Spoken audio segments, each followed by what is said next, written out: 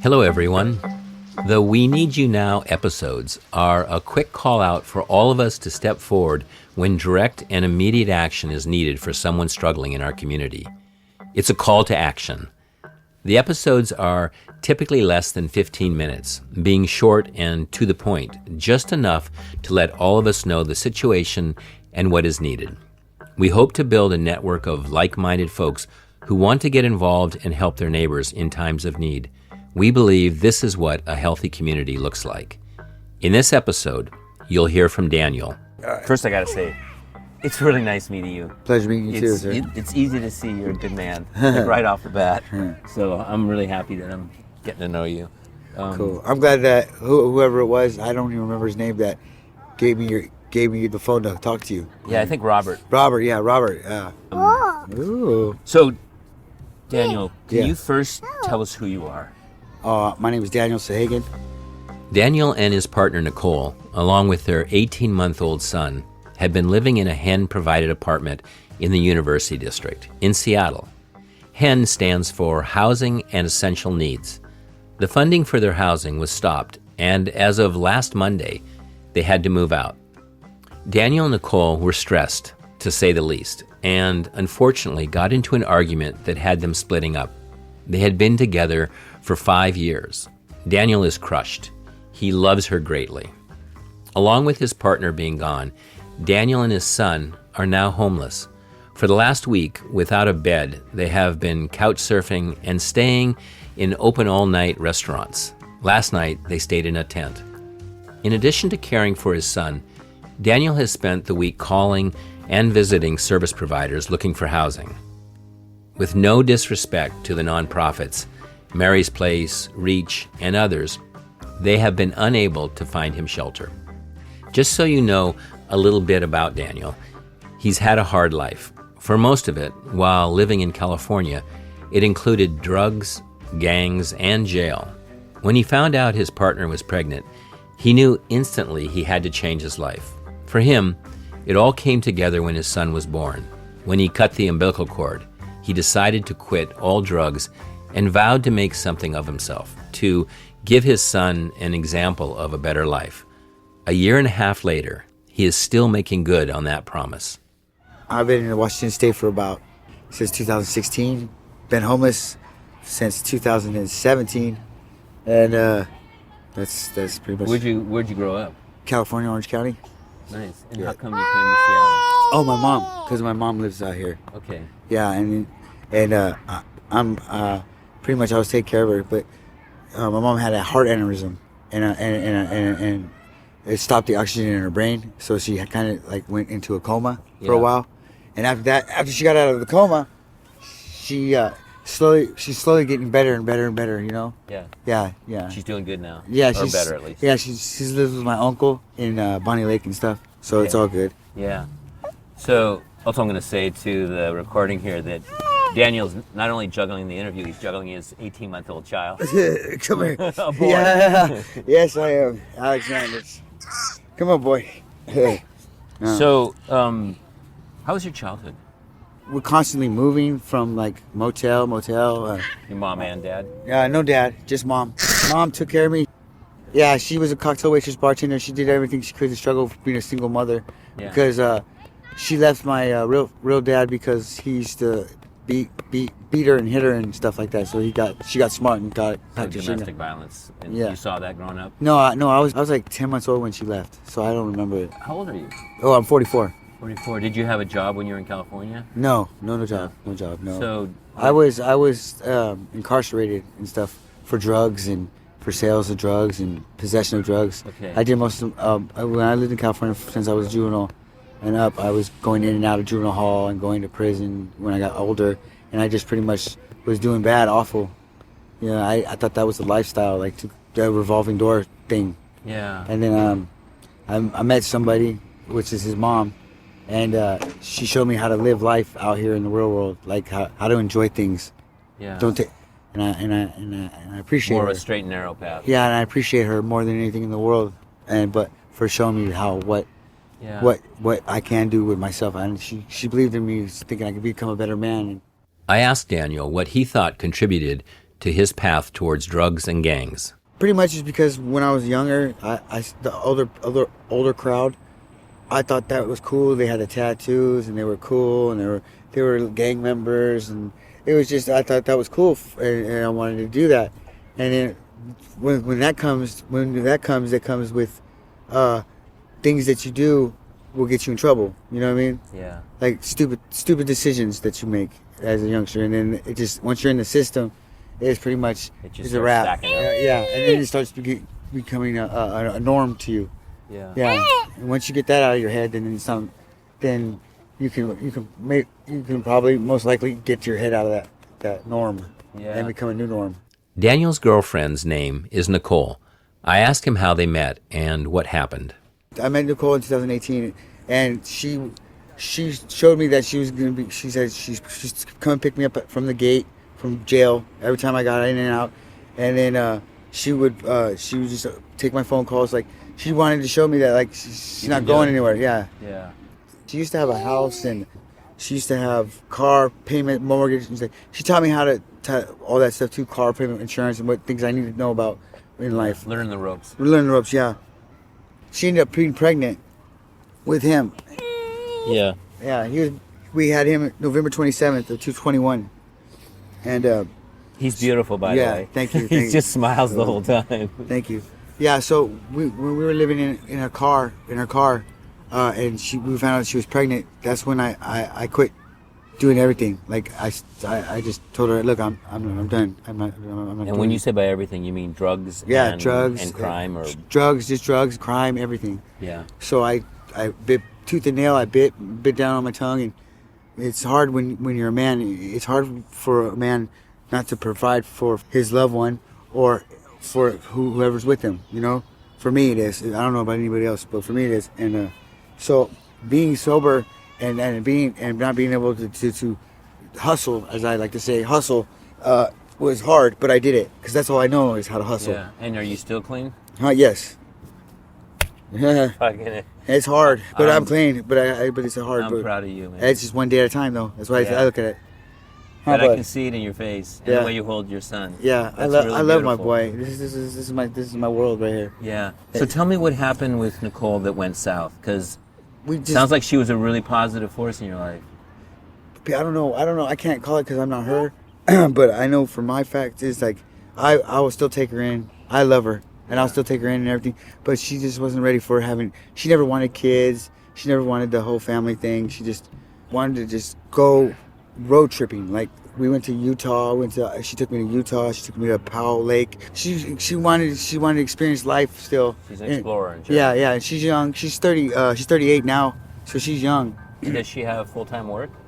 No, she didn't have full-time work. No, she used to work at Safeway for 10 years, and she was a deli manager. Well, that place did her dirty, and she just was like not having it. So yeah.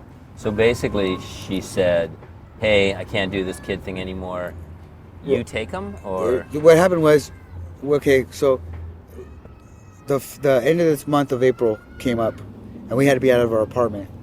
Okay, and the part of the agreement was, if we get everything out of the apartment, they'll give us each $1,000 and a good reference saying that to get us out of our lease, because our lease was up, but they made us sign another lease, and we do month to month. I see. Yeah. And how did you have the apartment? You both aren't working. No, we have HEN. You're on the HEN program. Yeah, we were I got her on the HEN program. I showed her how. What do you want my hat for? Yeah, we were. Are you done? You got the hat? Are you done? You got the hat? You want to put it on me? Nah. Oh, thank you. Got long hair. Smiley boy. Yes. So, let's see. So they basically, they want to buy you out of your lease. Yeah, so they did. And they gave you $1,000 each? No, they haven't given us nothing yet. They haven't given me nothing yet. That's why I'm still here at these apartments. And that's just a friend's that you're crashing, couch surfing? Yeah, couch surfing. I've been couch surfing because I can't have an 18-month-old on the street all night. It's not going to happen. There's a little Mexican restaurant right here down here that I'll take him. They're open 24 hours, and they don't mind me sitting there. And they'll let you crash there. Yeah, I'm not going to crash. But all night. They're open. I'll watch him stay warm, and then I'll stay up. Yeah. So Daniel, one question I have right off is, you've been in Hen for a while. Do you have a disability, or what? Why are you in Hen? Oh, because I have like from over the years of drug use and of and other things, and of being in prison, I have a lot of post-traumatic stress because I don't like to be around big crowds. Daniel wants to work, but due to his PTSD, he has not found the right fit that would allow him to avoid crowds and the resulting anxiety. His criminal record also makes it extremely hard to find employment. And on top of that, he has a back injury due to a car accident that happened years ago. When his son was born, the disability payments he was getting were replaced with TANF, which stands for Temporary Assistance to Needy Families. Problem is, the assistance is not enough to pay the rent. When the lease on their apartment ran out and they needed to vacate, the management company offered them $1,000 each if they moved out on time. Daniel has yet to receive that money, and he doesn't think Nicole has either. So we're out. We're moved out. We're moved out, right? And then it's Monday. Okay, it's the 1st, and we ain't got nowhere to go. And I know I have every once a week free stay at the Taylor. So I said, okay, Taylor. They give me a free stay once a week, and a play. So I told them I made a reservation. So there we go. There's our room for a Monday. Yeah. Okay, till Tuesday, and then Tuesday come. So my plan was to come back here at the apartments and go get my check. You see what I'm saying?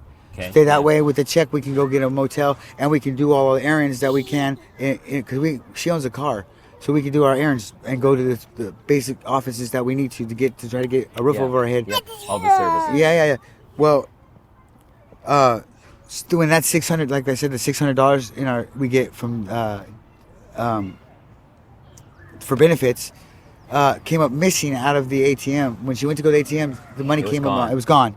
She turned around and blamed me for it. And I was like, I didn't take your money. The theft of benefits that Daniel spoke about is a known occurrence in the homeless community. Daniel filed a police report, but none of that will help him at this time. The things that we went through, when we got clean and sober. We did it. Then we relapsed, but then we got clean and sober again. And it's like, and we went through the mud, and then we got out of it together. Been through the mud, got out of it together. Yeah. We always seem to conquer when we're at their lowest, and I just don't. It's just maybe it's not over, man. I don't know. I don't know what the right words to say to her. I don't know. And she says, just listen to her. Just listen. That's all she wants me to do is listen. Yeah. And that sounds right. And also, you didn't ask for advice, but yeah, I know. I would say, keep loving your son. Oh yeah, the best you can. He's first. Yeah, and if it's meant to be, it is going to come around, right? Because that is the most beautiful thing you can do. Excellent. And which you're doing. Exactly. So okay, so right now you guys haven't talked.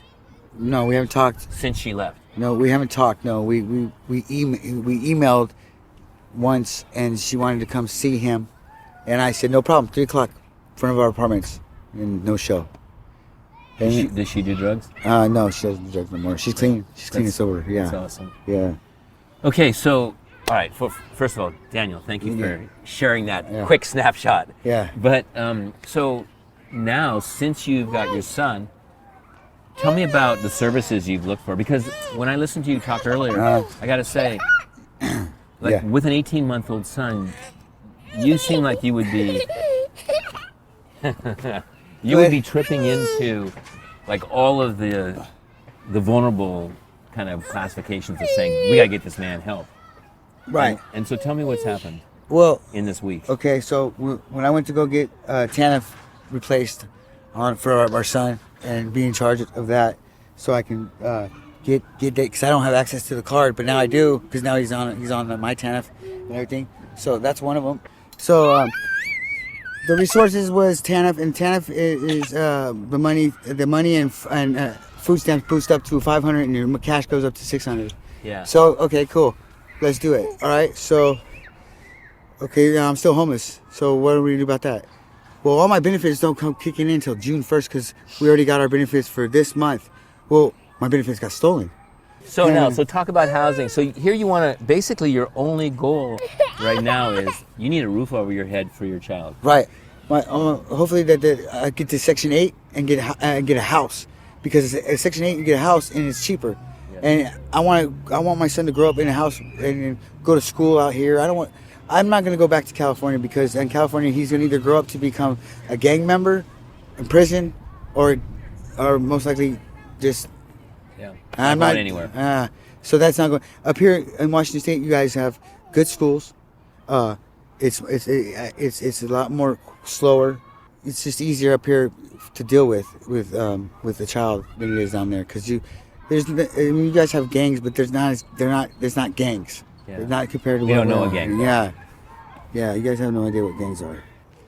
So I'm supposed to be getting food, and by June now, and my food stamps. What good does that do me for right now? You know. I just want to get things done correctly. This is the first son. This is the first child I was actually seen born. Yeah. Snipped his umbilical cord. Been there for him every day, and it's to not have a roof over his head is just killing me. It's killing me, and I know I can get all that stuff if I went back to my old life. You know what I mean? But I can also not get it and lose 2 lives, myself and his, by me going to jail.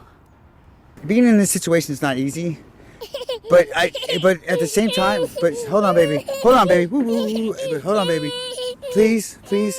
Being in this situation is not easy.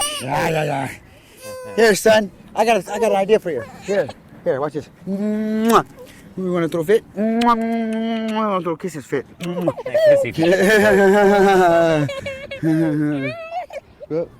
So being in this situation is not easy, but if I can just keep myself on the straight line and not take the narrow road, I'll be all right, and he'll be all right. But once I take that narrow road, I already know that it's not going to be easy, but it's not going to be hard neither. Yeah. Okay. Come here, boy. I just got to get it done. You know what I mean? And They told me not to. At this point in our talk, Daniel ran off chasing after his son in the park. Daniel is holding it together, but just barely. He is grieving the loss of his partner, caring for his 18-month-old son, and looking to have their basic needs met, all while living homeless. As he said, he could take care of those needs by going back to what he knows, a life of hustling on the street, one that will eventually land him back in jail. He knows he doesn't want that for himself or his son. This is where we all can jump in to help him through this difficult time. You Know Me Now would like to raise funds for a 1-week hotel stay while Daniel secures housing. You can Venmo funds to @YouKnowMeNow. Please list Daniel in your donation. We have included a direct link in the show notes. No funds will be used by You Know Me Now. If, for whatever reason, Daniel does not use all the funds, they will go to someone else struggling with homelessness. You Know Me Now is produced, written, and edited by Tomas Bernatsky and me, Rex Holbein. We would like to thank Daniel for taking the time to speak with us. You Know Me Now has a Facebook and Instagram page where you can join in on the conversation. We also have a website at www.youknowmenow.com where you can see photos of Daniel and his son. We also have stories of other folks we feel you should get to know. A heartfelt thank you for listening.